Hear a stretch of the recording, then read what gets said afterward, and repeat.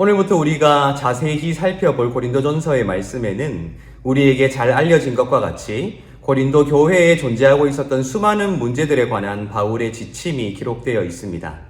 놀랍게도 바울은 이 문제를 스스로 알게 된 것이 아니라 글로에라는 이름을 가진 사람의 집에 속한 사람이 바울에게 가서 그 문제를 바울에게 알리고 조언을 구했던 것으로 보입니다. 놀랍게도 고린도 교인들은 문제 속에 있었지만 그 문제를 버려두지 않고 바울에게 조언을 구함으로써 그 문제를 해결하고자 하는 의지를 가지고 있었으니 그 내용을 통해 우리에게 알려진다라는 것이지요. 오늘 우리는 고린도전서 1장 1절부터 9절까지의 말씀을 먼저 살펴볼 텐데요. 이 말씀에는 바울이 고린도 교회에 존재하고 있었던 또 자신이 들은 바 그 문제들을 어떠한 자세와 태도로 대하고 있는가 하는 것이 잘 기록되어 있습니다. 이 말씀을 제가 읽어 드릴 테니까요. 바울이 어떠한 자세를 가지고 있었는가, 또한 어떠한 태도를 가지고 있었는가 하는 것을 잘 보시기 바랍니다.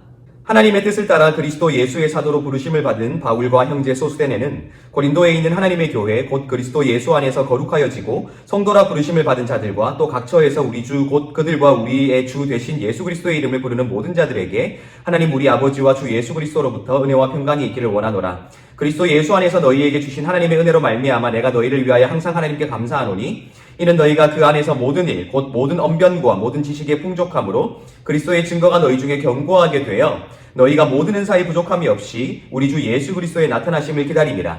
주께서 너희를 우리 주 예수 그리스도의 날에 책망할 것이 없는 자로 끝까지 견고하게 하시리라. 너희를 불러 그의 아들 예수 그리스도 우리 주와 더불어 교제하게 하시는 하나님은 미쁘시도다. 아멘. 우리가 잘 알고 있듯이 고린도전서 1장 1절부터 3절까지는 이 편지가 누구의 이름으로 기록되었는가 하는 것이 기록되어 있죠. 이 바울의 편지들을 통해서 우리가 알 수 있는 바 모든 편지들에는 그 편지의 발신자가 기록되어 있다는 것을 우리는 알게 됩니다. 발신자와 더불어 안부 인사가 기록되어 있죠. 참 흥미롭게도 이 고린도전서는 바울이 기록한 것이 아니라 바울과 그의 형제 소스데네라는 이름으로 발송된 편지임이 기록되어 있습니다. 결국 바울이 이 편지를 기록한 것은 바울이 주도적으로 고린도 교회의 문제를 해결해 나아가고자 하는 의지를 가지고 있었으나 결코 그의 주관적인 생각이 아니라 소스데네라고 불리는 사람이 함께 있으므로 그와 함께 진리를 추구하는 형제된 자로 바울이 고민했던 바를 또한 확신하는 바를 고린도 교회에 알려주고 있음이 기록되어 있다라는 것입니다.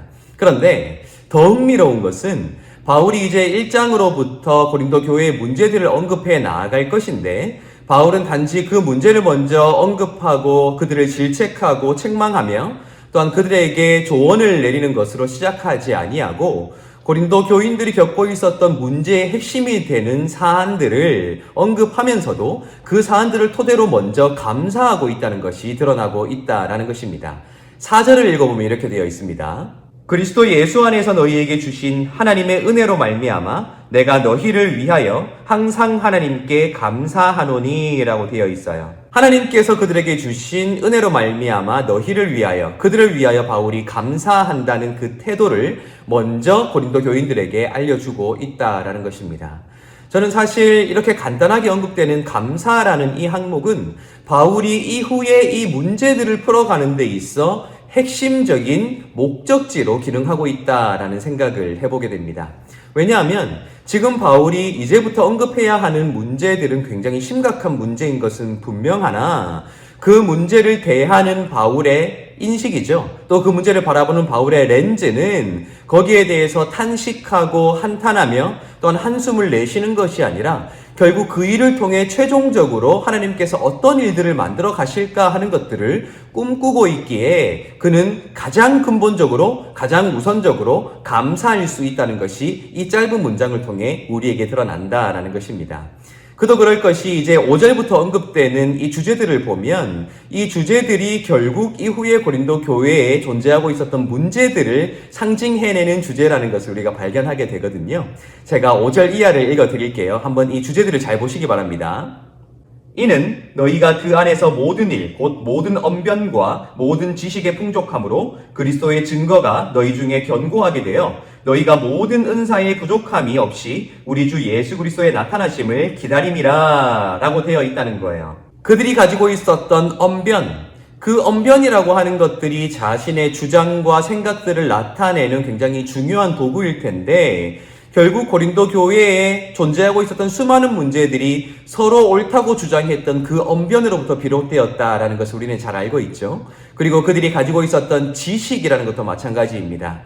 자신들이 지식을 가지고 있기에 자유한다고 생각했던 그 모든 것들이 어쩌면 그 자유가 다른 사람의 자유를 침해할 수 있고 그 자유를 가져다 준 그 믿음이 다른 사람들에게 상처를 줄 수 있다는 생각을 하지 못하게 만들었던 굉장히 중요한 주제였기에 바울은 그들의 언변과 지식을 먼저 언급하고 있다라는 것입니다. 그리고 7절에 기록하고 있는 은사의 문제도 마찬가지이죠. 고린도전서 12장 이하에 기록되어 있는 은사 사용에 관한 문제들은 고린도 교회를 얼마나 어지럽게 하고 있었는가 하는 것들이 잘 드러나고 있을 터인데 바울이 여기에서 언급하고 있는 언변, 지식, 은사라는 것들은 이후에 바울이 다루어야 할 모든 문제들을 만들어냈던 굉장히 핵심적인 내용들을 담아내고 있다라는 것입니다.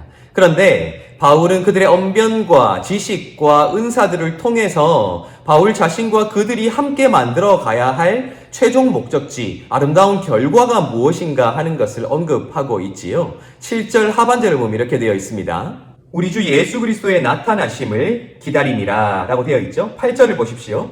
주께서 너희를 우리 주 예수 그리스도의 날에 책망할 것이 없는 자로 끝까지 견고하게 하시리라 라고 되어 있어요.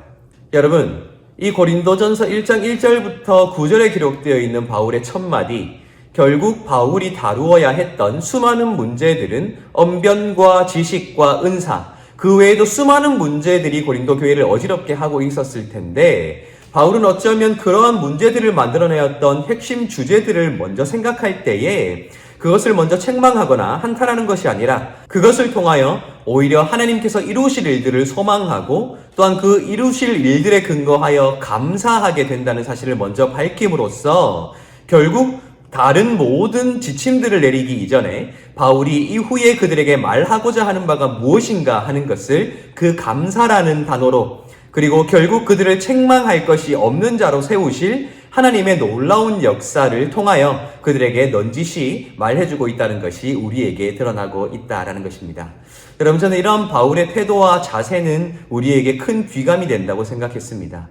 우리에게도 여전히 문제가 많이 있습니다. 나 자신에게도 상처가 있고 아픔이 있죠. 또 여전히 고통의 문제가 우리를 찾아오고 있습니다. 우리 공동체는 어떠한가요? 우리 공동체도 다양한 갈등이 있을 수 있고 또한 아픔이 있을 수 있습니다. 다툼이 있을 수도 있겠죠. 하지만 우리가 그 모든 고통과 아픔과 다툼 문제들을 바라보면서 우리가 그 문제에 함몰되어 버린다면 우리는 어떠한 소망도 가지기 힘들 것이라는 것을 우리는 너무나도 잘 알고 있습니다. 하지만 우리가 취하여야 하는 태도는 분명합니다. 우리에게 고통이 많으면 많을수록, 아픔이 크면 클수록, 갈등이 많으면 많을수록 어쩌면 그것이 하나님께서 우리를 통해 놀라운 일을 행하실 근거가 될 수 있고 증거가 될 수 있다라는 것이죠. 나에게 찾아오는 아픔과 슬픔은 오히려 내가 그것을 딛고 서서 무엇을 이루어 놓을 것인가 하는 것을 소망할 수 있도록 만들어주는 굉장히 중요한 단계가 될 수 있다라는 것입니다. 문제를 문제로 여기되 그 문제에 함몰되어 그 어떠한 것도 할 수 없는 무기력증에 빠지는 것이 아니라 오히려 감사하고 오히려 그 일을 통하여 하나님께서 이루실 일들을 소망하게 되는 것, 어쩌면 그 어떠한 어려움 속에서도 우리가 소망을 놓지 않고 승리를 향해 달려나갈 수 있도록 해주는 가장 근원적인 소망이 아닌가, 원동력이 아닌가 우리가 생각해 볼 수 있다라는 것입니다. 여러분, 여전히 우리 삶에는 문제가 많습니다. 그렇죠? 우리 공동체에도 극복해 나가야 하는 일들이 참 많이 있습니다.